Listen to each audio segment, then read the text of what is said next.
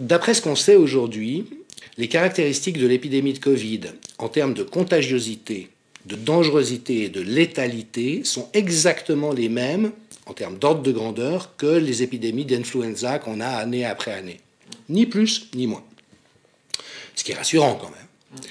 Et puis, depuis le début, on a ce traitement médiatique assez halluciné qui en fait une espèce de catastrophe apocalyptique avec un ensemble d'indicateurs qui sont balancés à la face des gens et dont j'ai dit depuis le début, vous feriez la même chose avec la grippe année après année ou avec les cancers ou avec les maladies cardiovasculaires, vous généreriez le même état de terreur dans la population. Ça, c'est une chose. Et puis la deuxième, c'est qu'il y a effectivement une mortalité très importante dans nos pays, plus que partout ailleurs, avec un discours de la part des autorités qui est intenable sur le plan scientifique, qui est le fait de dire « heureusement qu'on a confiné les gens, regardez le nombre de morts que ça génère, puis si on ne l'avait pas fait, il y aurait encore plus de morts. » Alors qu'une analyse scientifique de la situation montre que les pays où les taux de mortalité ont été les plus faibles, et je rappelle quand même qu'en Corée du Sud, le taux de mortalité était de 4 par million d'habitants. En Suisse, actuellement, on est à 180. En Espagne, on est à 400. Donc, vous voyez l'ordre de grandeur. Il y a 100 fois plus de morts proportionnellement en Espagne qu'en Corée. Toute l'épidémiologie infectieuse nous apprend que ce qu'on a fait est l'inverse de ce qu'il fallait faire. Il ne faut surtout pas confiner l'ensemble de la population comme on l'a fait. Il faut dépister très rapidement pour voir quelles sont les personnes contagieuses et elles les isoler le temps qu'elles ne le soient plus.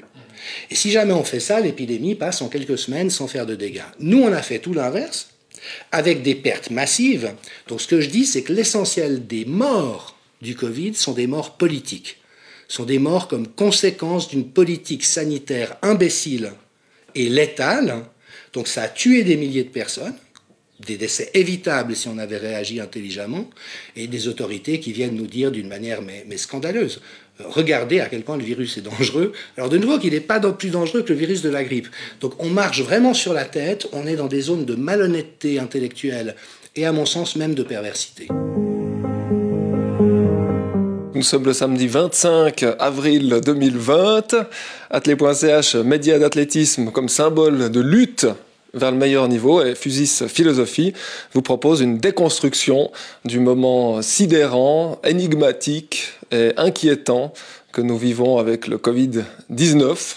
On est à Genève, en compagnie d'un des meilleurs anthropologues et experts mondiaux en matière de santé publique, avec Jean-Dominique Michel, qui a étudié pendant plus de 30 ans les pratiques de soins et dispositifs sanitaires en Europe et dans le monde, qui a enseigné dans une quinzaine de programmes universitaires et hautes écoles en Suisse et à l'étranger, qui a peut-être travaillé comme nul autre ces 6, 7, 8 dernières semaines pour comprendre et mettre en perspective ce qui nous arrive.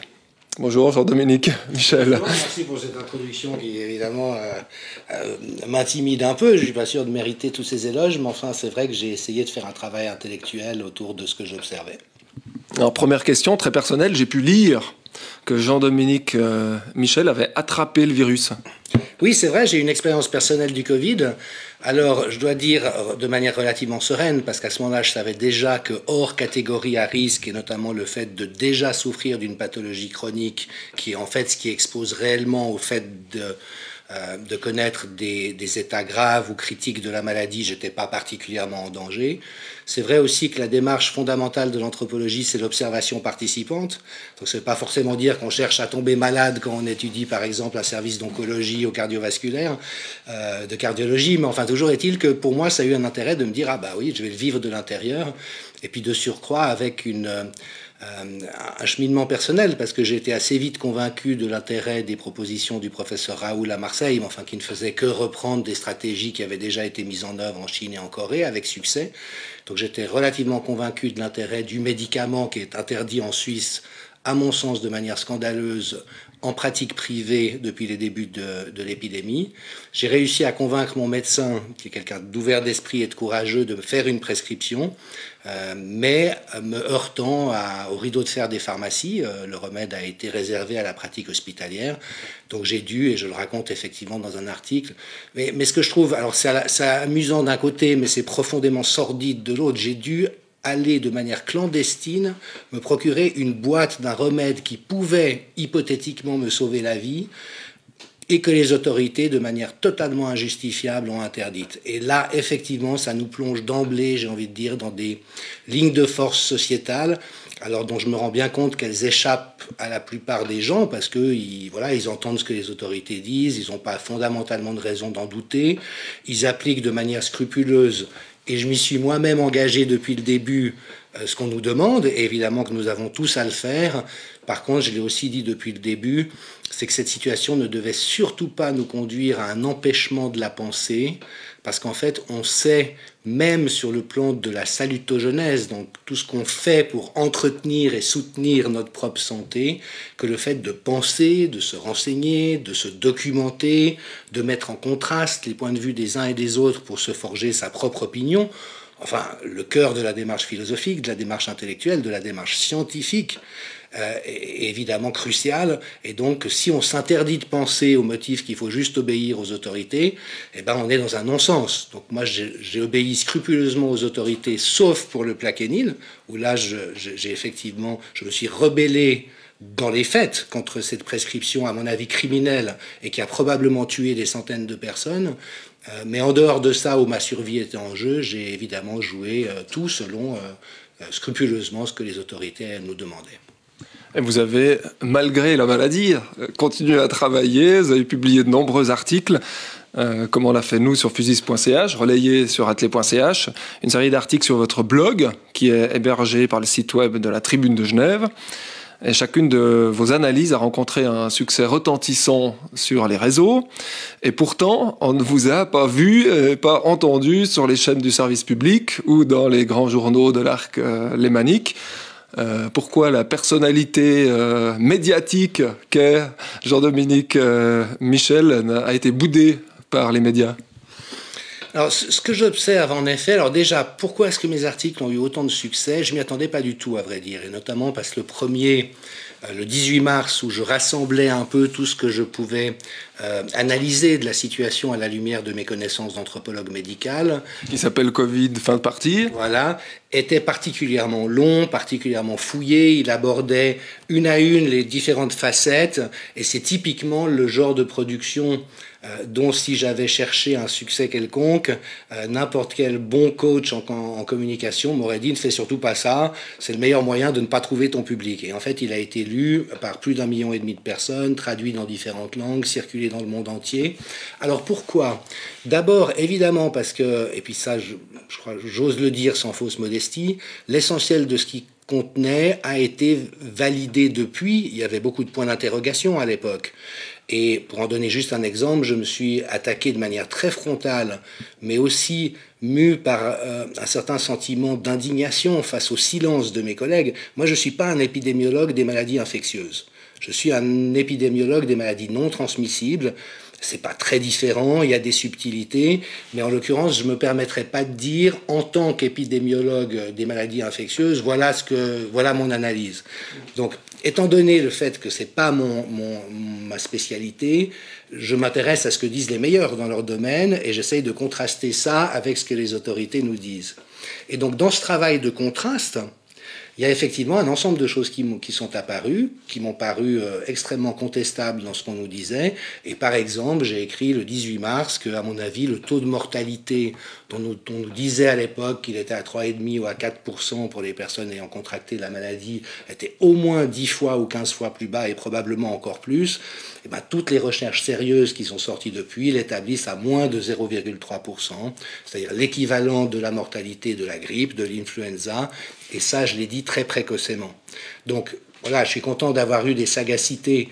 Mais, par ailleurs, dont ce qui m'étonne est qu'elle n'avait rien d'exceptionnel. N'importe quel professionnel sérieux se penchant sur ces données aurait dû arriver aux mêmes conclusions que moi. C'est pas que je suis génial ou que j'ai des sagacités surnaturelles. C'est juste que n'importe quelle personne honnête et compétente devait arriver à ces conclusions-là.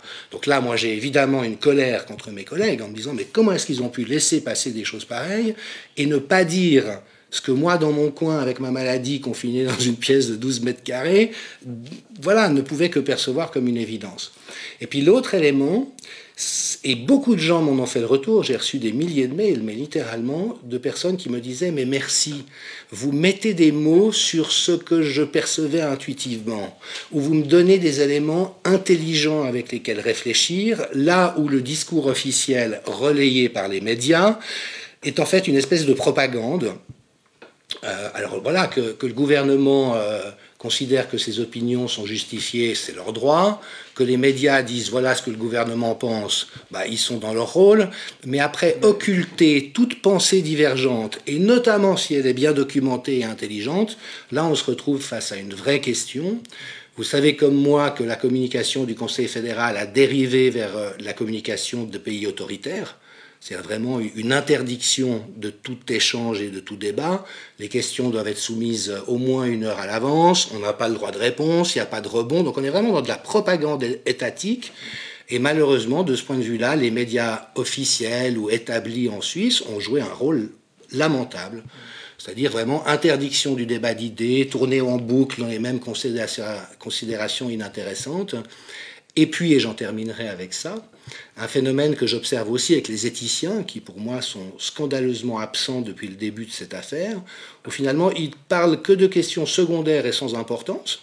Ils commentent très volontiers le temps qu'il va faire, mais s'attaquer aux vraies questions éthiques qui sont soulevées par cette problématique, il n'y a personne. C'est un silence assourdissant. Alors, avec pour moi l'avantage, en l'occurrence, mais c'est un avantage malheureux, que ma foi, quand tout le monde se tait, quand quelqu'un parle, eh ben, c'est entendu. Donc c'est vrai que ma voix a été très audible. Mais... Sur les réseaux, sur Internet, mais voilà. pas les gens qui lisent les médias officiels. C'est juste, à part la France, où là tous les grands médias se sont intéressés à moi, mais dans l'angle, quel est ce soutien un petit peu suspect au professeur Raoult, et est-ce qu'il fait partie des fanatiques de ce nouveau gourou, et sans franchir la barre, vraiment la barre d'entamer une réflexion intelligente sur les propos que j'avançais. Donc on peut dire que les médias ont failli à leur tâche, qui est de permettre aux gens de comprendre, de donner un sens à ce qu'ils vivent. Bah déjà, je crois qu'il n'y a plus vraiment de médias pour parler français. Alors, ils se plaignent à cette occasion qu'ils sont dans une situation dramatique. Bah oui, évidemment, quand on se comporte comme ça, c'est quand même difficile de prospérer. Mais je le dis vraiment, alors c'est effectivement un peu cruel comme constat, mais la réalité est cruelle. C'est-à-dire que vous avez des médias de service public qui, de toute manière, sont aux bottes des autorités, c'est comme ça depuis toujours, et ils ont une marge de manœuvre très limitée quant au fait de soulever les vrais problèmes. Et puis après, les autres médias, ils sont tous possédés par des groupes qui appartiennent à des grands groupes industriels ou à des milliardaires. En France, il n'y a plus de médias indépendants, à part Mediapart, mais qui joue un jeu quand même assez étrange, qui d'un côté est un bon média et de l'autre côté fait aussi du journalisme de caniveau, et le Canard enchaîné. Mais en dehors de ça, trouver un média indépendant où il y ait des journalistes qui aient une vraie liberté de parole et d'investigation, ça n'existe plus. Donc le constat, c'est que la presse n'existe plus. Vous avez écrit que c'était une épidémie plus médiatique que sanitaire, finalement. Alors, oui, enfin, comment dire ? De nouveau, les données telles qu'aujourd'hui, on les connaît. Il peut y avoir des surprises. Aucune conviction scientifique n'est jamais définitive. Edgar Morin a soulevé très justement que le propre d'une théorie ou d'une hypothèse scientifique, c'est qu'elle est réfutable. Et notamment aujourd'hui, quand on voit des médecins qui disent on a besoin de certitudes scientifiques sur l'hydroxychloroquine, c'est une imbécilité. On n'a jamais de certitude scientifique. Si on a une certitude, c'est qu'on n'est plus dans la science. Et de mon point de vue, beaucoup de ces gens-là ne sont plus dans la science. Donc, d'après ce qu'on sait aujourd'hui, les caractéristiques de l'épidémie de Covid, en termes de contagiosité, de dangerosité et de létalité, sont exactement les mêmes, en termes d'ordre de grandeur, que les épidémies d'influenza qu'on a année après année. Ni plus, ni moins. Ce qui est rassurant quand même. Et puis, depuis le début, on a ce traitement médiatique assez halluciné qui en fait une espèce de catastrophe apocalyptique avec un ensemble d'indicateurs qui sont balancés à la face des gens et dont j'ai dit depuis le début, vous feriez la même chose avec la grippe année après année ou avec les cancers ou avec les maladies cardiovasculaires, vous généreriez le même état de terreur dans la population. Ça, c'est une chose. Et puis la deuxième, c'est qu'il y a effectivement une mortalité très importante dans nos pays, plus que partout ailleurs, avec un discours de la part des autorités qui est intenable sur le plan scientifique, qui est le fait de dire « heureusement qu'on a confiné les gens, regardez le nombre de morts que ça génère, puis si on ne l'avait pas fait, il y aurait encore plus de morts ». Alors qu'une analyse scientifique de la situation montre que les pays où les taux de mortalité ont été les plus faibles, et je rappelle quand même qu'en Corée du Sud, le taux de mortalité était de 4 par million d'habitants. En Suisse, actuellement, on est à 180. En Espagne, on est à 400. Donc, vous voyez l'ordre de grandeur. Il y a 100 fois plus de morts proportionnellement en Espagne qu'en Corée. Toute l'épidémiologie infectieuse nous apprend que ce qu'on a fait est l'inverse de ce qu'il fallait faire. Il ne faut surtout pas confiner l'ensemble de la population comme on l'a fait. Il faut dépister très rapidement pour voir quelles sont les personnes contagieuses et elles les isoler le temps qu'elles ne le soient plus. Et si jamais on fait ça, l'épidémie passe en quelques semaines sans faire de dégâts. Nous, on a fait tout l'inverse, avec des pertes massives. Donc ce que je dis, c'est que l'essentiel des morts du Covid sont des morts politiques.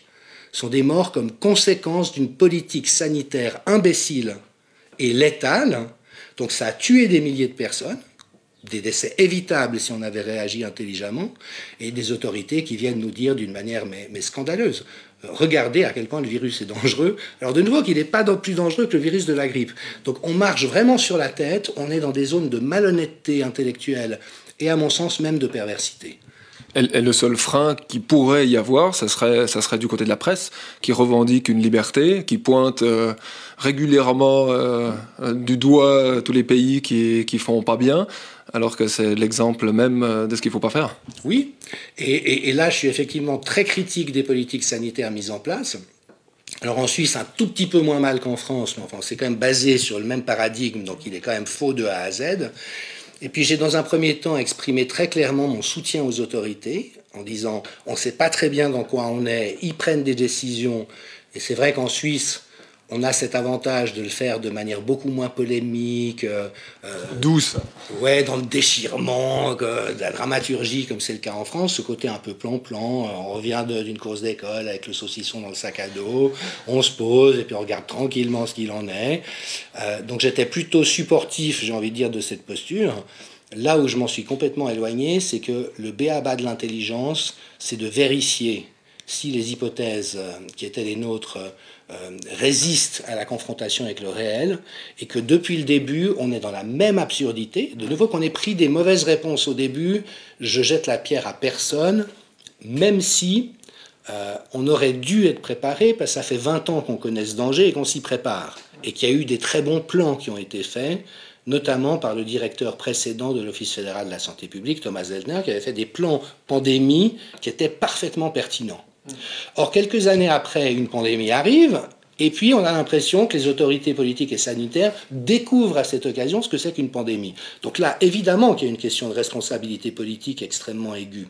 Cela dit, étant donné qu'on était si mal préparés, que les autorités, dans un premier temps, pris des options, et ça, il faut le faire, il faut prendre des partis. Et même si ce n'est pas les meilleurs, franchement, je ne leur aurais jamais jeté la pierre. Et au contraire, j'ai dit dans un premier temps que je trouvais rassurant comment elles se comportaient. Ce qui ne l'est pas, c'est que depuis, alors même que tout vient confirmer que les décisions n'étaient pas les bonnes et qu'il faudrait d'urgence en prendre de meilleures, eh ben, ils sont dans l'incapacité de reconnaître cet état de fait et de corriger le tir. Et ça, c'est lamentable. Si on revient en arrière, donc on a ignoré l'épidémie en Chine, tout s'est précipité, ou plus ou moins ignoré, on en a parlé, on pensait que ça allait plutôt rester par là-bas, et tout s'est précipité quand le virus est arrivé en Italie. Comme dit Gérald Bronner, le sociologue, quand il y a un inédit, les cerveaux qui déraillent. Mais qu'est-ce qui s'est passé? Comment ça a pu aussi vite déraillé, d'abord en Italie et ensuite partout dans l'Europe et dans le monde. Oui. Alors c'est là où effectivement faire l'anatomie du désastre, comme je l'appelle, La déconstruction, l'anatomie, est vraiment intéressante parce que effectivement, et moi le premier, nous avons été leurrés en partie par notre espérance procédant des épisodes épidémiques antérieurs. Depuis l'an 2000, il y a eu un ensemble de départs de feu. On se souvient d'un certain nombre, déjà un premier SARS en 2003, puis la grippe porcine, puis le H1N1. Donc il y a eu des départs de feu, ou Ebola, qui heureusement, et ça arrive souvent avec les épidémies, se sont éteintes à un moment donné sans qu'on sache vraiment expliquer pourquoi, d'ailleurs. Et donc, ce coup-ci, on s'est dit, voilà, c'est la énième, nous-mêmes, appel au loup, au secours, au loup, puis on se précipite, puis il n'y a pas de loup, donc on ne va pas se faire avoir ce coup-ci. Et moi aussi, ça a été en partie une première réaction, je dirais, un peu viscérale. Cela dit, ça va quand vous êtes un vulgaire Pékin, comme vous ou moi. Mais quand vous êtes un responsable politique ou un responsable sanitaire en charge de la santé d'une population, vous ne pouvez pas faire ça. Vous devez vous dire quel est le pire cas de figure possible, et puis quelles sont les mesures qu'il faut prendre en place pour que si le scénario n'est pas aussi favorable qu'on l'espère, on puisse vraiment s'ajuster à la réalité des choses. Et là, on voit ce différentiel entre des pays qui ont eu des bonnes réactions, je pense évidemment à l'Allemagne. Alors c'est vrai qu'il y a eu ce virologue à Berlin qui a justement hurlé au loup très vite, mais au moins ça a fait réagir tout le monde. C'est vrai aussi qu'Angela Merkel est une scientifique, donc je pense qu'au niveau de la gouvernance du pays, il y a une intelligence de ces choses qu'il n'y a pas ici. La Corée a réagi comme ça, Hong Kong a réagi comme ça, Singapour a réagi comme ça, enfin tous les pays qui ont eu du succès contre l'épidémie ont réagi comme ça. Puis les pays européens, eux, ont attendu de voir si jamais l'hypothèse qu'au fond, ça pouvait ne pas être aussi grave qu'on pouvait le redouter, tenait la route ou pas. Et ça, en termes de nouveau de responsabilité politique et de gouvernance, c'est une aberration, je veux dire. Et du coup, quand l'épidémie est arrivée et qu'on a vu son ordre de gravité réel, c'est pas insignifiant, c'est pas terrifiant, mais c'est venu taper dans un système qui était tellement pas préparé que ça a pris des proportions effrayantes. Ça a mis le feu aux poudres à une vitesse incroyable. Et très vite, après, les taux s'est resserré partout. Évidemment, d'abord en Italie, ensuite en Suisse, en Europe, dans le monde entier, privant les gens de leurs libertés les plus fondamentales. Comment est-ce possible qu'on aille accepter sans rechigner de telles restrictions a priori scandaleuses pour des sociétés où la liberté individuelle est le bien le plus précieux ? Mais je crois qu'il y avait une justification morale très recevable pour commencer. C'était le fait de dire, nous vous demandons à tous de faire un effort, puis ça le Conseil fédéral l'a bien fait ici dans son français fédéral. Faisons tous un effort pour ne pas mettre à risque les personnes les plus vulnérables. Et là, je donne crédit aux autorités tant fédérales que genevoises d'avoir insisté depuis le début qu'on n'était pas dans une catastrophe sanitaire, qu'on n'allait pas tous mourir du Covid, que la plupart des gens n'étaient pas en danger. Mais par contre, on était responsable pour tous les autres, pour les personnes à risque. Pour ne pas engorger le système de soins, justement avec ces situations qu'on a vues en Italie, et mettre en danger les personnes à risque, on devait tous accepter une restriction de nos libertés. Et moi, je trouve très noble que la population ait réagi favorablement. Ce qui avait mal été compris, c'est que la situation sanitaire en Italie tenait à un ensemble de paramètres, alors qu'on a mieux analysé depuis, et qui ne justifie pas ce qu'on a demandé aux gens, ou en tout cas pas sous cette forme. Et de nouveau, pour moi, le problème, c'est pas tellement les premières réponses telles qu'on les a bricolées, comme toujours dans la réalité, mais ça a été l'incapacité de les remettre en question. Et puis alors cette incapacité, mais terrible sur le plan du contrat politique et de l'honnêteté intellectuelle, de reconnaître qu'à certains endroits, on s'est trompé. Que ça soit si difficile d'entendre des autorités que la suppression des stocks de masques pour entrer dans une logique de commande à flux tendu, qui est le grand shift qu'on a fait en 2010 et 2020 dans tous les pays occidentaux, nous a mis dans une merde noire pour parler français. L'incapacité de reconnaître ça et de préférer prétendre contre toute évidence que les masques ne servent à rien, vous voyez ce que je veux dire ? Là, on est dans du mensonge d'État, et qui est très problématique parce qu'il altère cette confiance qu'on peut avoir dans les responsables. Et on sait que la base de toute communication de crise, c'est au contraire de reconnaître ses erreurs. C'est de pas dire, quand on est chez Volkswagen, non, on n'a pas du tout truqué les logiciels de diesel. C'est de dire, oui, on a merdé, on s'en était pas rendu compte, ou vraiment on n'était pas conscient comme ça se révèle maintenant, on va faire tout ce qu'il faut pour découvrir pourquoi et corriger les choses. Et c'est cette intelligence-là, intellectuelle et de communication et de relation avec la population que les autorités n'ont pas eu ni en France, ni en Suisse, ni dans les autres pays, et qui, à mon avis, est infiniment dommageable sur le plan sociétal. Quel rôle a joué l'OMS là-dedans? On peut dire en quelques mots? C'est une question tellement vaste que je ne me hasarderai pas à y répondre de manière exhaustive.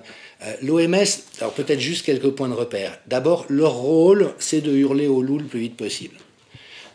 Donc, ils ont tiré des sonnettes d'alarme, ils ont fait ce qu'ils doivent faire, qu'ils avaient déjà fait X fois dans le passé, mais en déformant beaucoup les choses, et notamment avec ces statistiques débiles, je n'ai pas d'autre mot, qu'ils ont livrées comme ça, comme des vérités, et qui étaient juste tellement aberrantes. Et très mal analysées, de surcroît. Et très mal analysées. Donc là, il y a une responsabilité, j'ai envie de dire, de rigueur intellectuelle, tout en sachant que quand on est dans de l'inconnu, c'est un peu difficile de faire le contour des choses. Mais de nouveau, si moi, insignifiant anthropologue, confiné dans ma chambre, j'arrive à comprendre que c'est complètement, que ça tient pas la route, on peut se demander si des gens qui sont payés à année longue grassement pour analyser ce genre de données ne devraient pas être un peu plus sagaces que je peux l'être moi-même de mon côté.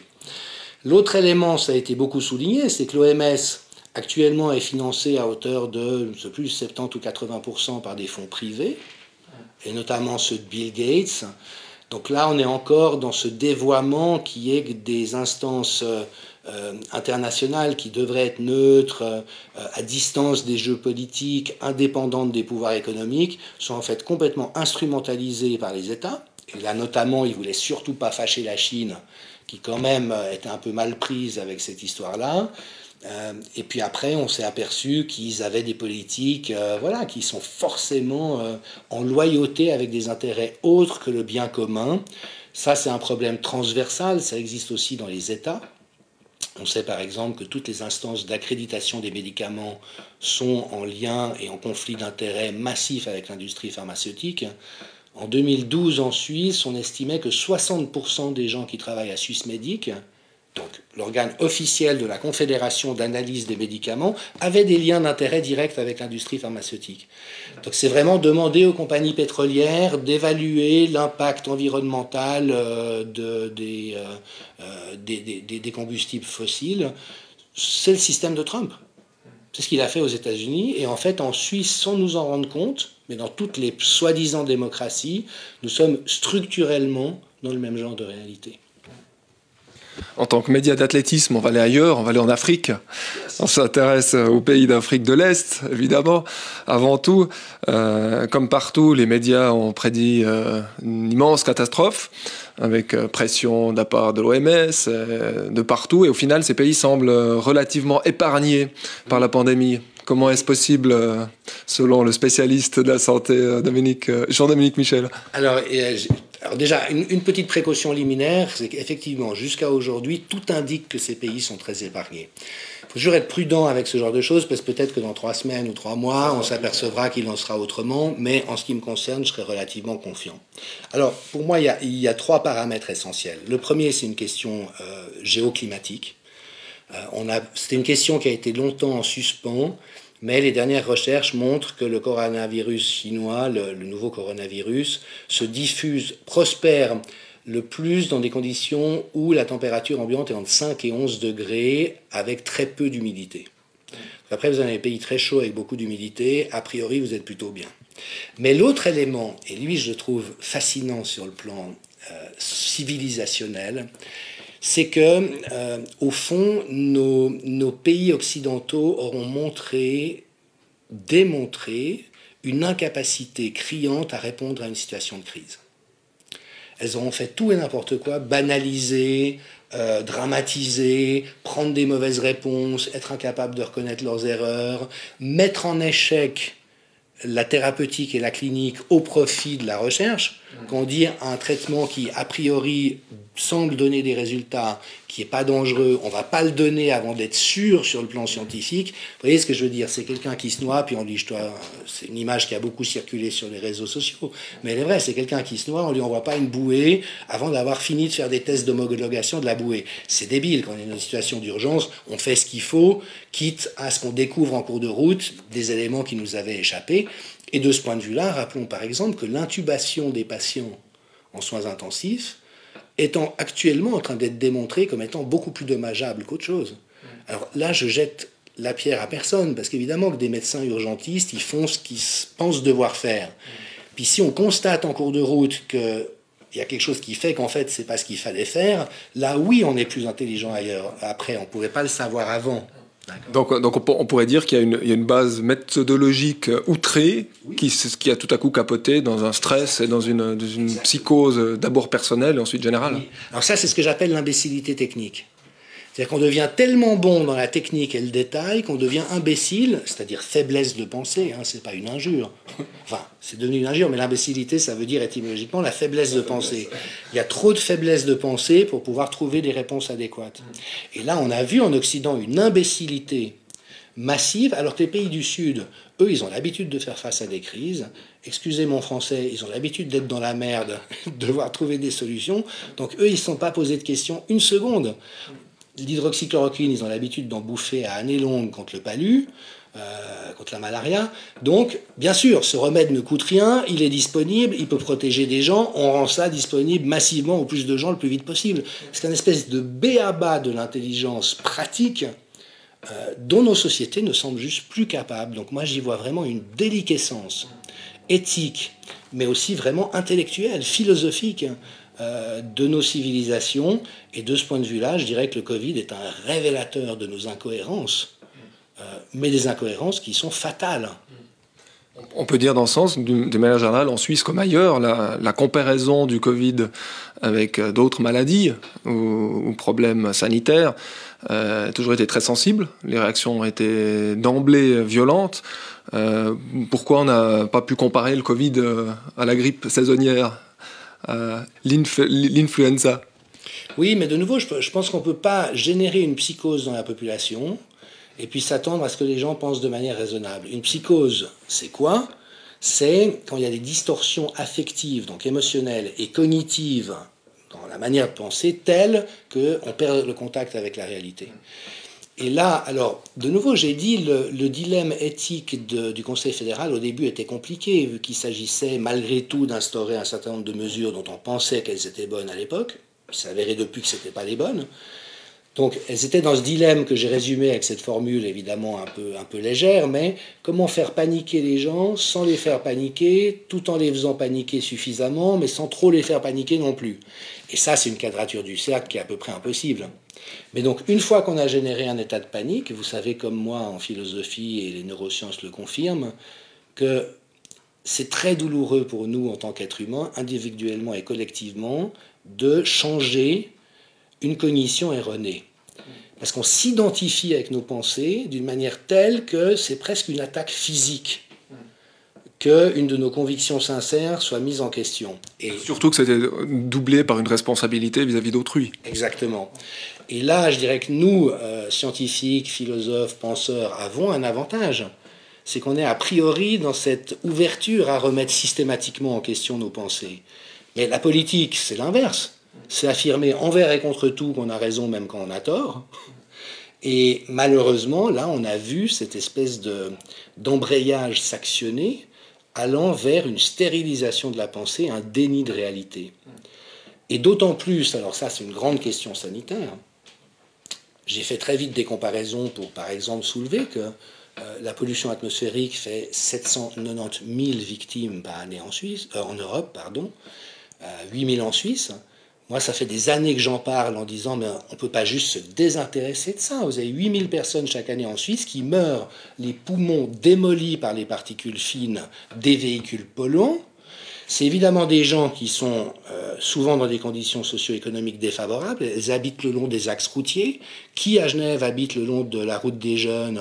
Ou, vous voyez, ce que je veux dire, les gens qui n'ont pas les moyens d'habiter ailleurs, ce n'est pas les gens de colonie qui sont touchés. Hein. Et ce truc-là, on s'en désintéresse complètement. Donc déjà, il y a cet ordre de grandeur sanitaire. Et puis après, c'est là sans doute une des pointes pathétiques du Covid, c'est que ces facteurs de risque pour lesquels on ne fait rien sont ceux-là même qui font que des gens meurent d'un virus qui est anodin pour les autres.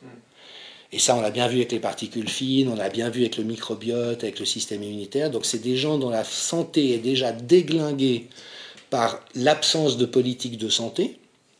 et l'exposition massive de la population aux vrais facteurs de risque que sont la malbouffe, la pollution, le stress et la sédentarité. Donc là, il faut beaucoup courir, ou en tout cas s'agiter. Vous voyez ce que je veux dire, vraiment ce scandale sanitaire structurel de nos sociétés, et ben finalement, c'est retrouvé dans le Covid. C'est-à-dire que les seules victimes, en fait, étaient des gens qui avaient déjà ces atteintes-là pour lesquelles on ne se soucie pas de protéger la santé de la population. Donc là, je pense aussi qu'il y a une espèce de mensonge d'État, mais beaucoup plus longitudinal, beaucoup plus structurel, qui a été révélé, qui est que malgré une économie de la maladie qui nous rançonne tous à hauteur de 600 balles par mois au minimum, en fait, nous n'avons pas de politique de santé. Tout ce qu'on appelle notre politique de santé, c'est une manière de réparer les dégâts tant bien que mal une fois qu'ils se sont produits, mais pas de chercher à éviter toutes ces maladies dont on sait aujourd'hui que 80% seraient évitables si on arrêtait d'exposer la population à ce qui bousille la santé. Donc il y a là encore une irresponsabilité d'État. Le gouvernement, mais bien sûr aussi le Parlement suisse depuis des années fait tout ce qu'il faut pour aller à l'inverse de ce que j'indique, et tout ça est de surcroît révélé par l'épidémie de Covid. Espérons qu'il y a des oreilles bien placées qui peuvent entendre ça et faire fonctionner leur cerveau pour que ça change. Donc vous continuez, comme le 18 mars, vous parliez d'une épidémie somme toute banale dans votre premier article, la Covid-19 fin de partie. Elle reste banale. Oui, plutôt pour dire les choses, elle aurait eu vocation à être banale et elle l'aurait été si on avait pris des mesures adéquates. On est en train de transformer ça en tragédie et la situation notamment dans les EHPAD en France, mais moi, me bouleverse comme vous ne pouvez pas l'imaginer. Ouais, c'est monstrueux, quoi. Mais ça, c'est le résultat non pas d'un virus qui en lui-même est relativement anodin, et vraiment, je le répète, si on avait fait ce qu'il fallait, il le serait resté. Mais de décisions politiques aberrantes et que nos gouvernants continuent de justifier envers et contre tout. Donc là, effectivement, tant que mon cœur battra et que ma respiration me donnera le souffle nécessaire, je me battrai pour faire apparaître la réalité de ce mensonge et ne pas me contenter de la désinformation et de la propagande qui actuellement tient lieu de politique publique dans nos pays.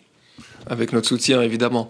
De votre interview du 13 avril pour l'Impertinent, nouveau média d'Amel Debay, vous dites les décisions de nos gouvernements n'ont probablement fait que retarder l'agonie. La Suisse et la plupart des pays n'ont pas opté pour les bonnes mesures, c'est un fait. Ah oui, absolument. Ça, alors, il n'y a plus aucun doute aujourd'hui, je dirais. Il n'y a qu'un déni massif de la part des autorités. Mais, je veux dire, de nouveau, comparer 4 morts par million d'habitants en Corée et 180 en Suisse et 400 en Espagne, ce n'est pas de la magie, on n'est pas dans Harry Potter. On est dans un monde qui peut être appréhendé par une démarche scientifique. Et moi, ce qui évidemment m'étonne un peu, c'est que les pouvoirs que vous mentionnez cherchent à me faire passer comme quelqu'un d'un peu rigolo sur le plan scientifique, alors qu'en ce qui concerne l'épistémologie, voilà, je monte sur le ring n'importe quand avec n'importe qui prennent des décisions sur la base de réflexions qui sont mauvaises, qui tiennent pas la route sur le plan scientifique. Et donc là, on a réellement un gros problème. Qui vont très loin parce que le débat est même pas possible. Oui, le débat est pas possible. Et puis alors, il y a cette question de fond que j'ai soulevée à la suite d'autres, c'est pas moi qui le dis, mais qu'on sait depuis 15 ans que l'essentiel de la production scientifique dans le domaine médical est falsifié. Alors ça va de falsification légère, j'ai envie de trouver un résultat, donc je m'arrange un peu avec la réalité parce que je suis convaincu que je suis dans le juste, jusqu'à des falsifications majeures, et notamment toutes les études financées par l'industrie pharmaceutique sont statistiquement encore pires que les autres. Enfin, imaginez, la réplicabilité dans le domaine de la littérature scientifique tourne entre 15 et 25%. Si j'ai une hypothèse de recherche, je construis une expérience pour voir si j'ai raison ou pas, si les faits le confirment et que je trouve des résultats. Le propre de la démarche scientifique, c'est qu'une autre équipe ailleurs, dans les mêmes conditions d'expérimentation, va trouver les mêmes résultats. On est d'accord ? Et ce qu'on observe, et de nouveau, c'est pas moi qui le dis, c'est les meilleurs spécialistes des données médicales, c'est que le taux de réplicabilité en médecine est de 15 à 25%. C'est-à-dire que dans 3/4 des cas, au minimum, vous trouvez d'autres résultats. Donc, vous voyez, imaginez que vous prenez l'avion avec une compagnie, vous dites que 3 fois sur 4, l'avion va se crasher. Vous n'allez pas pouvoir décoller. Est-ce que vous achèteriez un billet ? On est dans ce cas de figure par rapport à ce que j'appelle la pseudo-science. Alors les universités le savent, les centres d'éthique le savent, les revues médicales le savent. Même les revues médicales ont pris position par rapport à ça. Mais il y a 3 jours, un papier indéfendable sur l'hydroxychloroquine a été publié par le New England Journal of Medicine, qui est un des 3 ou 4 meilleurs journaux au monde. Je veux dire, excusez mon français, c'est une merde. C'est-à-dire qu'ils ont pris 2 groupes témoins, un en état très grave avec le Covid, un ils les ont mis sous respirateur en service d'urgence, l'autre n'a reçu que de l'hydroxychloroquine qui sert à rien dans ces cas-là, et puis ils ont dit « Ah, il y a plus de mortalité dans le groupe qui reçoit l'hydroxychloroquine ». Donc on est dans de l'imposture intellectuelle et un truc mais juste indéfendable, et une des meilleures revues scientifiques médicales au monde le publie, sachant que les revues appartiennent à qui ? À l'industrie pharmaceutique. Ouais, ça se retourne toujours sur les mêmes questions. Hein. Qu'est-ce que notre conseiller fédéral, Alain Berset, et l'Office fédéral de la santé publique auraient dû faire ? Alors, c'est très intéressant, et notamment la Neue Zürcher Zeitung. Je recommande à toutes les personnes intéressées à creuser un peu, d'aller lire les articles de la NZZ, parce qu'ils sont très intéressants, en montrant comment s'est passée l'amorce du processus de prise de décision et comment ça se passe depuis.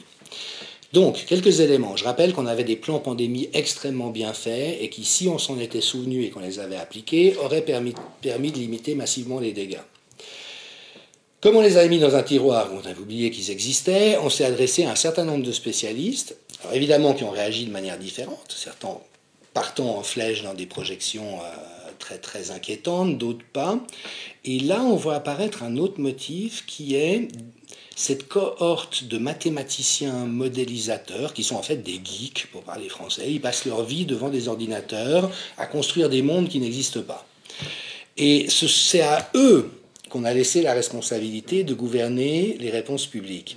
Alors, il y en a un fameux Ferguson à l'Imperial College à Londres, qui, début mars, a produit des formalisations, des projections qui étaient de nouveau complètement délirantes, et je l'ai dit tout de suite. En attendant, il a réussi à obtenir de Boris Johnson en Angleterre, et c'était probablement l'objectif de son article, un changement de cap. Macron a lu ça, il a été terrifié, il est entré dans les stratégies de confinement rigides et autoritaires de la France. Moi, j'ai dit tout de suite, ça ne tient pas la route. Qu'est-ce qu'il disait, 500 000 morts, des choses comme ça ? 500 000 morts en Angleterre, enfin une fourchette allant de 20 000 à 500 000. Puis c'était évident qu'on était à 20 000, qu'on n'était pas à 500 000. En Suisse, on avait une fourchette de 1000 à 100 000. Voilà, exactement. J'ai entendu jusqu'à 150 000. Enfin, ce qui, de nouveau, quand vous êtes face à un ordinateur en connaissant pas les virus et les malades et l'infectiologie, voilà, c'est comme dans le Seigneur des Anneaux, vous voyez ce que vous pouvez imaginer tout et n'importe quoi. Les choses se font toutes seules. Hein. Mais ça a été pour moi une grosse difficulté. C'est que finalement, de nouveau, je le dis, moi je me suis retrouvé à dire des choses qui se sont avérées vraies, dans un domaine qui n'est fondamentalement pas le mien. Bon, je suis anthropologue médical, donc mon métier, c'est de comprendre la littérature médicale, et notamment en quoi elle est pertinente ou pas pertinente. Donc, j'avais toutes les bases épistémologiques et professionnelles requises, mais c'est pas mon métier. Donc moi, insignifiant anthropologue dans mon coin, j'ai fait des analyses qui se sont avérées justes les unes après les autres. Après, pourquoi est-ce qu'on n'a pas créé, pourquoi est-ce que les comités ou les conseils qui ont été mis sur pied n'ont pas pu avoir une sagacité dans l'intelligence collective infiniment supérieure à celle de moi, pauvre malheureux dans son coin. Et là, on voit que dans ce processus d'intelligence collective, c'est-à-dire réunir les meilleures compétences dans leur domaine, avec de la contradiction intelligente... Avec le débat. Avec le débat, le dialogue, hein, toute cette intelligence socratique, en définitive. Qui a fait la base de notre tradition, j'allais le dire. Ah oui, notre tradition, tant qu'elle était intelligente, parce que là, on s'en écarte à grands pas, on va vers des modèles chinois ou soviétiques. Vous voyez, je veux dire, là, il y a une interpellation vraiment fondamentale qu'il va falloir reprendre, mais aussi pour la suite, pour face aux prochaines pandémies ou ces questions sanitaires inabordées dont je parle, on puisse accéder à cette intelligence supérieure dont on a besoin. Dans ce cas-là, qu'est-ce que Berset aurait dû faire ? Mais alors, les politiques, et moi j'ai interpellé le Conseil d'État à Genève de manière très directe, et ce qu'ils répondent, c'est oui, on n'est pas des médecins, donc on ne peut pas prendre des décisions. Et moi, je leur ai rappelé, Comte-Smonville l'a fait, d'autres l'ont fait, que c'est l'inverse. que eux sont des politiques, c'est eux qui doivent prendre les décisions. Après qu'ils ne comprennent pas tout à la médecine, malheureusement les politiques n'ont pas beaucoup de formation en général. Donc ce pas des spécialistes des transports, c'est pas des spécialistes de l'énergie, c'est pas des spécialistes... Puis on ne peut pas leur reprocher. Par contre, dès lors qu'ils sont dans la position dans laquelle ils ont le devoir de s'entourer d'intelligence, et notamment de processus d'intelligence qui offrent les meilleures garanties. Et donc s'ils l'avaient fait, qu'est-ce qu'ils auraient fait comme choix? Alors déjà, par comparaison, il s'est trouvé l'inverse, c'est-à-dire qu'ils ont reposé sur l'opinion de quelques spécialistes et de fonctionnaires qui évidemment ne sont pas des foutes de guerre. Le médecin cantonal à Genève qui met en échec les directives proposées par le meilleur centre d'infectiologie en Europe, dont le directeur serait susceptible de recevoir le prix Nobel. Je veux dire, le médecin cantonal genevois, il est bien gentil. Enfin, vous voyez ce que je veux dire, c'est un joueur de 4e zone, et que les autorités prêtent oreille à des gens comme ça, plutôt qu'aux meilleurs spécialistes mondiaux, enfin, il faudra qu'on m'explique un jour. Donc si Berset ou les autorités genevoises ou qui sais-je avaient pu puiser dans ce répertoire d'intelligence, eh ben, ils seraient très vite arrivés à des réponses correspondant à celles qu'ont appliquées les pays qui ont eu les meilleurs succès face au Covid. Bêtement. Mais ce bêtement-là n'est plus accessible aujourd'hui parce qu'il y a d'autres bêtises qui ont pris le pas dessus, et notamment cette imbécilité technique dont je parlais. La meilleure manière, c'est évidemment soit de tester, soit de ne pas confiner. Parmi les deux, qu'est-ce qu'il faut faire? Qu'est-ce qu'on aurait dû faire? Alors les deux, parce que contrairement à ce qu'on nous dit depuis des mois, le confinement généralisé est très toxique face à une épidémie. Pourquoi? Parce que on ne sait pas qui est contagieux et qui ne l'est pas. Les gens qui ont des symptômes, on ne va pas vous tester, parce qu'on n'a pas assez de tests, alors on réserve ça sur les cas graves. Ce qui est déjà est très compliqué, parce que ça veut dire on chausse ses bottes de ces lieux dans l'ignorance. Alors évidemment, pourquoi est-ce qu'on en est arrivé là? Parce qu'il n'y avait pas assez de tests disponibles. Et pourquoi est-ce qu'il n'y avait pas assez de tests disponibles? Parce qu'on ne s'était pas préparé. Les Allemands l'ont fait. Ils ont eu les mêmes informations au même moment. Ils se sont dit, on multiplie les capacités de test, on réquisitionne l'industrie et les laboratoires pour avoir ça disponible le plus vite possible. Et puis pourquoi ça ne s'est pas fait en Suisse, dans un pays qui est quand même puissant au niveau pharmaceutique? Ouais, mais de nouveau, parce que les autorités fonctionnent comme dans les années 50. On appelle le 22 à Asnières, on voit s'ils répondent, puis si ça ne répond pas, on appellera demain, puis en attendant, on boit du Rivella en mangeant du Cénovis. Je veux dire. Non, mais c'est ça, cette espèce de passivité. Et là, ça rejoint cette déliquescence de l'Occident dont je parlais. Ça a illustré qu'on ne sait plus réagir vite et bien à une urgence. D'accord ? Donc, dans le train de mesures nécessaires à prendre, le confinement est une bêtise parce qu'on met ensemble des gens potentiellement contagieux, des gens qui ne sont pas touchés par la maladie et des personnes à risque. Donc c'est le pire cas de figure pour faire flamber une épidémie. C'est ce que nous disent les meilleurs épidémiologues infectieux. Ce n'est pas moi qui l'invente. Donc, un train de réponse intelligent, c'est vous multipliez le plus rapidement possible la capacité de dépistage. Vous dépistez le plus de gens possible. Ceux qui sont contagieux, vous les mettez en quarantaine. Et accessoirement, je rappelle que le traitement hydroxychloroquine, azithromycine, permet de réduire la charge virale en quelques jours. C'est-à-dire de faire en sorte que les gens ne soient plus contagieux très rapidement, tout en évitant le fait qu'ils développent des complications. Donc on avait un traitement. La controverse scientifique, tout ça, je veux bien. La seule chose qu'on ignore face à ce traitement, c'est le degré de son efficacité. Il peut être relativement faible, parce que la plupart des gens guérissent de toute manière du Covid, ou très grande. Ça, on n'a pas de certitude par rapport à ça. Sinon, les chiffres que présente le professeur Raoult. Mais qui sont contestés, et en partie à juste titre. Donc là encore, contrairement à l'impression que beaucoup de gens ont, je ne suis pas un fanatique de Raoult, un inconditionnel, je ne suis pas d'hydroxychloroquine, un cheval de bataille, mais je dis juste que dans la pesée d'intérêt éthique entre ce qu'on sait et qu'on ignore, entre les bénéfices que ça peut produire et les risques ou les coûts que ça fait peser, pour moi, il y a une réponse qui est évidente. Donc, vous mettez en quarantaine les gens contagieux, vous confinez strictement les gens à risque, mais pour une période très limitée. Vous laissez l'épidémie passer, et en 2 semaines et demie, elle est passée. D'accord ? Nous, on a fait l'inverse. On a confiné de manière générale, on n'a pas testé, on a attendu que les gens soient dans des états proches de la mort pour les emmener à l'hôpital. On les a intubés avec des procédures médicales qui, a priori, ont fait plus de dégâts que de bien. Je suis navré de le dire pour les urgentistes, ils y sont pour rien. Mais quand même, c'est ce que toute une masse de données semble faire venir. Et qui a montré des images terribles qui ont passé dans les médias et qui ont renforcé cette psychose collective. C'est ça. Alors que nous, on est entré dans un isolement durable. Et là, c'est la pointe qui tue pour les EHPAD et les EMS. C'est qu'on sait depuis plus de 10 ans que la richesse des liens sociaux qu'a une personne a un impact majeur sur la santé. Et notamment parce que quand on est en perte de lien social, il y a un état inflammatoire qui s'installe avec un nombre élevé de cytokines circulant dans le sang. Et on a pu voir, par exemple, dans des communautés, que des interventions de lien social, notamment avec les personnes âgées isolées, permettaient de réduire les consommations médicales et de services d'urgence des hôpitaux parce que les gens allaient mieux. Vous voyez ce que je veux dire ? Le lien, c'est le cœur de notre santé. Et donc, ça veut dire aussi que les interventions sur le lien social sont plus efficaces que les réponses sanitaires en elles-mêmes. Et là, on a isolé des centaines de milliers de personnes de manière durable. Être isolé une semaine, on y arrive tous. Être isolé un mois et demi, on devient tous atteints profondément. Donc, vous atteignez ces personnes, elles ont des flambées de cytokines, et on sait aujourd'hui que les cytokines sont le réactif qui font du Covid une maladie mortelle. Alors qu'on oublie en même temps qu'il y a des valeurs qui dépassent la vie elle-même, quand on voit dans quelles conditions les gens doivent même mourir finalement. Mais oui. Et là, on est vraiment dans quelque chose qui est, sur le plan éthique, abominable, consternant. Je sais pas, il n'y a pas de mots. C'est navrant, puissance 10. Giorgio Agamben parle de barbarie. On est là-dedans. Dans le temps, il y a une série d'interviews avec des gens pas contents du tout, parce qu'on a dû attendre longtemps, mais il y a quand même certains journaux qui se réveillent progressivement. Nombreux sont les personnes âgées qui affirment préférer prendre le risque de tomber malade, voire de mourir, plutôt que de vivre loin de leurs proches. Pourquoi est-ce que les jeunes ne peuvent pas l'entendre ?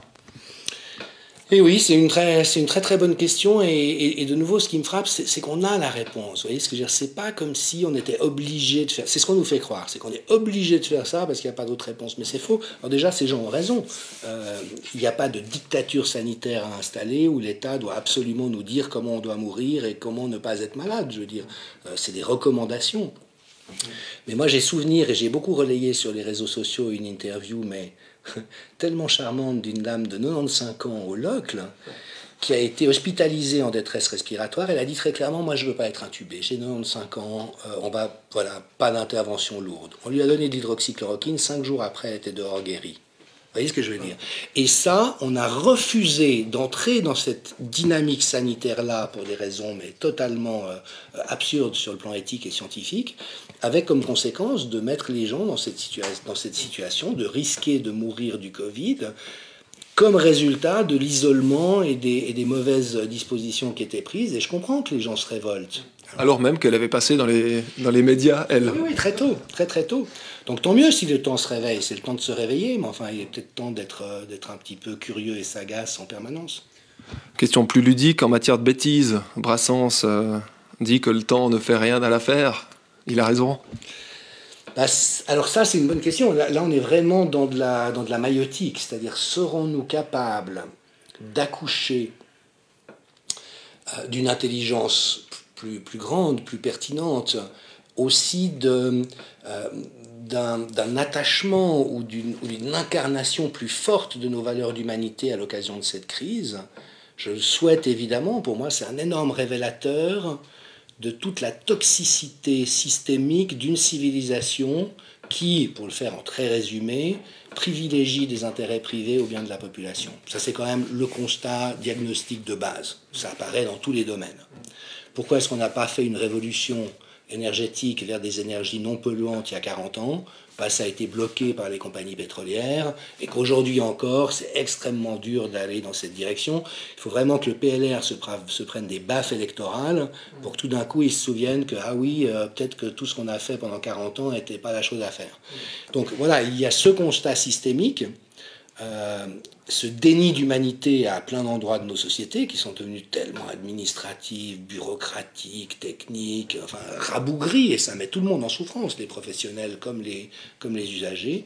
Donc serons-nous capables de prendre appui sur cette crise pour nous questionner, pour en revenir aux fondamentaux de ce qui crée une civilisation et de ce qui vaut la peine d'être vécu, il y a les optimistes et les pessimistes. Tout ce qui nous arrive aurait été impensable il y a 2-3 décennies, vous êtes d'accord? Qu'est-ce qui a changé dans notre rapport à la santé, à la maladie, à la vie, à la mort? Oui, et dans les deux axes. C'est-à-dire, moi j'ai grandi quand même, mes grands-parents du côté maternel étaient dans la résistance en France. Mon grand-père du côté paternel patrouillait le long de la frontière pendant 6 ans pour s'assurer que les nazis n'entraient pas. Vous voyez, il y avait cette barbarie à nos portes. Et je me suis souvent demandé en grandissant et en tant qu'adulte, mais comment c'était, qu'est-ce que ça faisait? Et là, ce qui était inenvisageable il y a 30 ans, c'est que le fascisme est de retour, mais chez nous. Alors, à très petite échelle. Je ne peux pas dire que la communication soviétique du Conseil fédéral comment dirais-je, décrive l'ensemble de ce qui se passe chez nous. On est d'accord, on n'en est pas là, mais il y a des ferments de dictature qu'on est en train de voir apparaître. Moi, que les médecins de ville en Suisse n'aient pas hurlé quant au fait qu'on les prive de la liberté de prescrire ce qui leur paraît juste à des patients qui en ont besoin, c'est quand même une atteinte massive à des droits inaliénables de la profession. Est-ce qu'ils ne l'ont pas fait par peur d'un dégât d'image? Alors j'en sais rien. Moi j'ai beaucoup interpellé, Michel Matter, qui est président de l'AMG, l'Association des médecins genevois, vice-président de la FMH, conseiller national. Je pense qu'il y a 2 choses. D'abord, ils ont peur de le faire publiquement, et ça c'est une question intéressante. Beaucoup en privé me disent à quel point ils sont choqués, mais aucun n'ose ouvrir le bec en public. Donc, déjà, là, il y a une histoire de quoi ont-ils peur. Et puis l'autre élément de réflexion auquel je suis arrivé, c'est qu'au fond, les médecins sont des gens par définition consensuels. Ils appliquent les traitements dont la communauté médicale, dans son ensemble, dit que c'est ce qu'il faut faire. Mais finalement, ce n'est pas tellement des francs-tireurs. C'est des gens à qui on demande d'être fiables, d'être humains, d'être responsables dans les décisions qu'ils prennent. Donc, vous voyez ce que je veux dire? C'est pas avec une grande collégialité. Une collégialité, ce n'est pas des chercheurs. Et effectivement, certains médecins, par exemple, m'ont envoyé des articles parus dans le bulletin médical suisse disant « Ouais, mais pour l'hydroxychloroquine, on ne sait pas ». Moi qui connais les études et en quoi elles sont truquées, je sais que ça ne tient pas la route.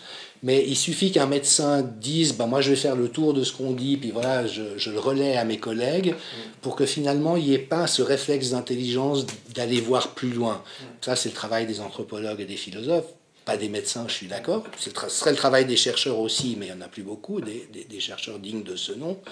Et donc là, il y a une question de gouvernance et de dynamique d'intelligence collective pour l'avenir. C'est-à-dire comment est-ce qu'on s'assure quand les compétences des uns et des autres, et que les médecins soient plutôt conservateurs, ça ne me pose pas un problème fondamental, ça fait aussi partie de leur éthique et de leur dignité professionnelle. Pour autant que les anthropologues et les philosophes soient entendus. Pour autant, et ça Comte Sponville le dit très bien, qu'on ne leur confie pas la responsabilité des décisions. Et comme notamment les politiques disent nous on n'est pas médecins donc on ne peut pas savoir, là il y a une panne dans l'intelligence collective qui, elle aussi, est structurelle, systémique. Et qui se montre parce qu'André Comte-Sponville est un des seuls philosophes, avec Giorgio Agamben, à s'être prononcé. Les grondements et inquiétudes se font sentir sur un plan économique. On a la droite qui grince des dents de plus en plus fort. On parle guère des conséquences sociales, humaines, psychiques, qui vont être monstres, non ? Oui, dans les 2 cas.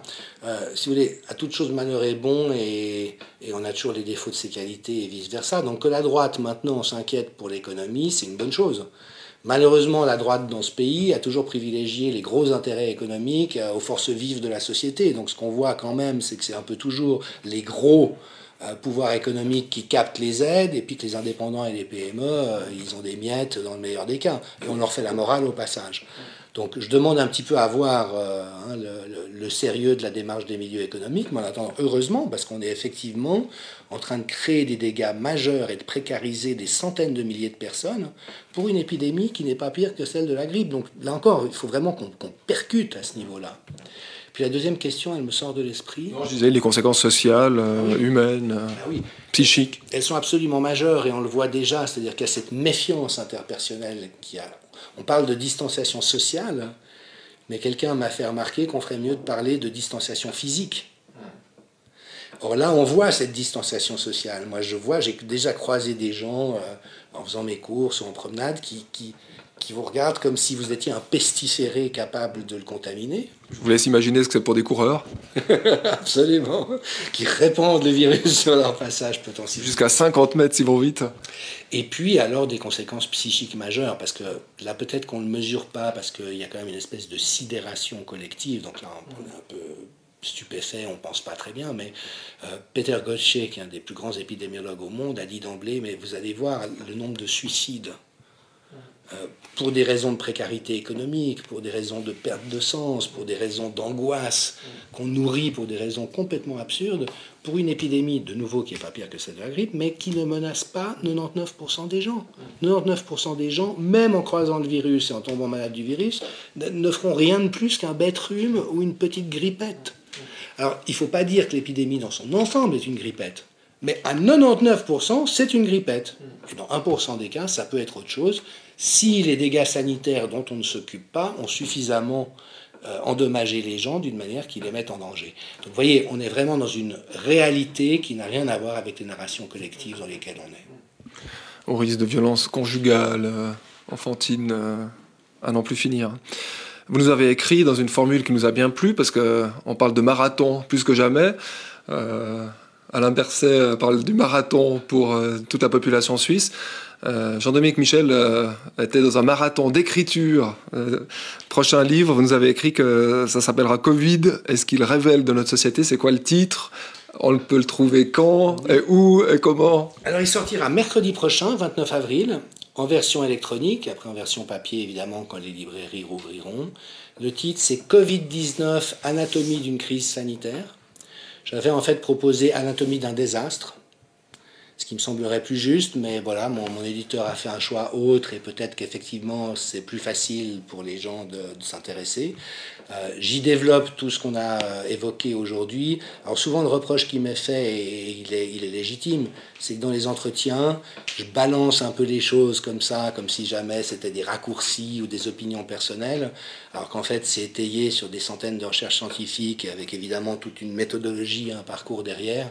Donc pour les gens, soit qui trouvent que je dis n'importe quoi, soit ceux qui au contraire trouvent mes propos raisonnables et ont envie de voir d'où ils sont issus, il y a des centaines de références scientifiques. Et de nouveau, je veux dire, moi je veux bien qu'on conteste mes analyses, mais sur mes analyses. Donc s'il y a des gens qui disent, ce que vous dites qu'il y a 4 morts pour million d'habitants en Corée du Sud, c'est pas vrai, qu'ils viennent en face et qu'on en parle. Pour l'instant, ce que je vois, c'est plutôt de l'anathème. C'est un anthropologue, il ne sait pas de quoi il parle, il s'est intéressé au chamanisme. Alors que tous les anthropologues au monde s'intéressent au chamanisme. Donc ces espèces de disqualifications comme ça a priori.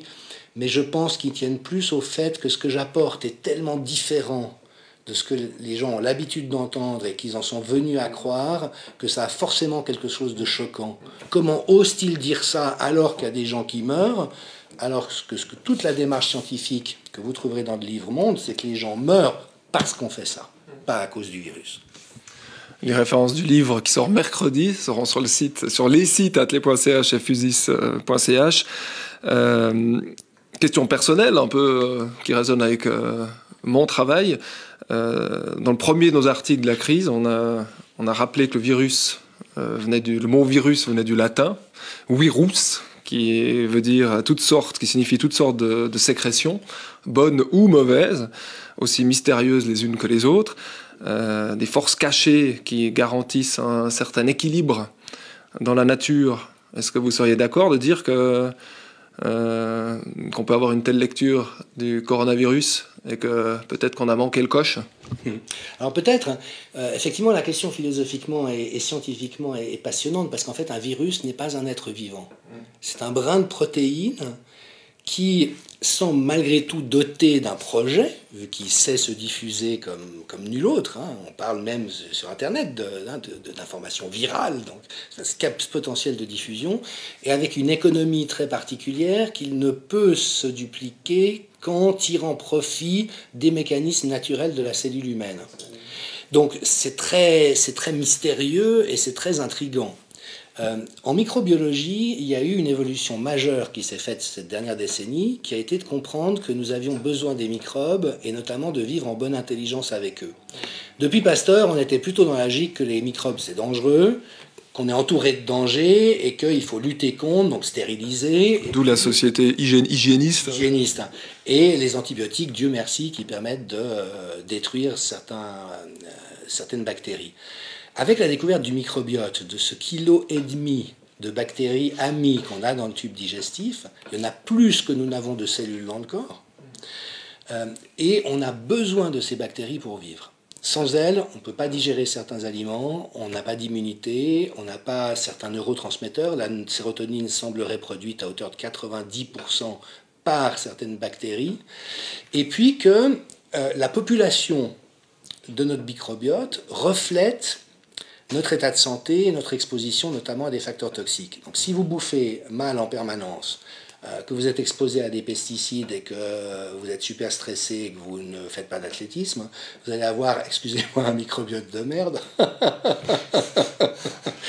Facile, mais voilà, un microbiote très déstructuré par rapport à ce qui est bon pour la santé.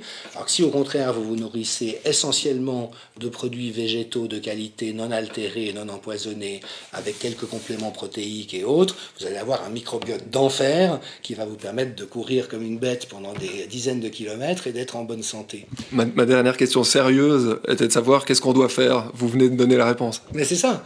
Et donc ce microbiote, cette collaboration avec les bactéries est essentielle à notre santé. Donc déjà, ça change notre relation au monde invisible, au monde tout petit biologique. Mais il y a aussi beaucoup de questions aujourd'hui autour du virome.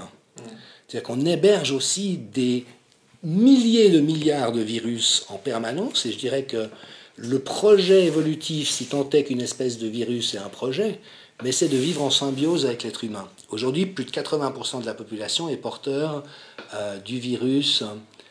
Comment s'appelle cette maladie, vous savez, herpès. 80% de la population est porteur d'herpès, l'immense majorité des gens sans aucun problème pour la santé.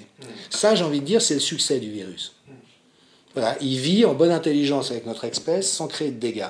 Et ce qu'on voit d'ailleurs avec les virus émergents, c'est que souvent il y a une atténuation de leur gravité. Dans un premier temps, c'est comme si la rencontre entre le nouveau virus et l'immunité humaine produisait un espèce de chaos comme ça dramatique. Puis ça se lisse avec le temps et le virus est moins dangereux. Pour retrouver un équilibre. Pour qu'on trouve un équilibre. Donc c'est des questions passionnantes et qui seront sans doute d'autant plus d'actualité que déjà des mutations vont continuer. Donc on aura d'autres épisodes. Et puis qu'il existe une question intéressante sur la fonte du permafrost, le dégel du permafrost, et le fait qu'il y a littéralement des millions de sortes de virus qui sont encapsulés, qui ont existé à un moment donné de l'histoire, et qui sont encapsulés sous le sol gelé, et qui, à la faveur du dégel, vont se remettre en circulation. Alors, certains virologues sont rassurants en disant que tant qu'un virus n'a pas envahi l'espèce humaine dans le passé, a priori, ça va être des virus qui vont se promener dans l'environnement sans danger pour nous. Mais d'autres soulignent le risque que parmi le millier d'espèces concernées, il y en ait quelques dizaines qui puissent être dangereuses pour l'être humain.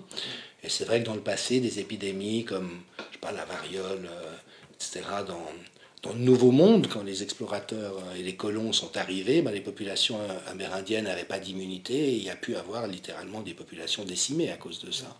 Donc il va y avoir un risque viral pour la suite et d'où l'importance de gagner en intelligence à la faveur de cet épisode.